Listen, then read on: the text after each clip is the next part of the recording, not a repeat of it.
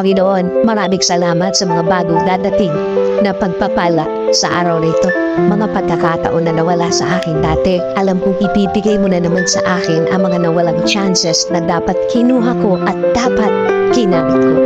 Alam ko, Lord, na Ikaw ang God of second chances. Ikaw ang Diyos na laging nagbibigay ng pakalawang pagkakataon. Dahil nakikita mo ang aming mga puso. Alam namin na alam mo, nagsasama kami ng totoo. Alam namin na kaya mo i-check ang aming mga puso na kung ano ang laman nito. Panginoon, maraming salamat sa lahat ng ginagawa mo para sa akin. Maraming salamat sa lahat ng biyaya na bigay mo sa akin. Maraming salamat dahil alam ko, tutulungan mo na naman ako.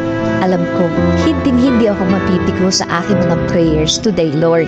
Alam ko, aayusin mo na ang aking buhay ngayon. Alam kong darating na ang mga solusyon sa aking mga problema ngayon.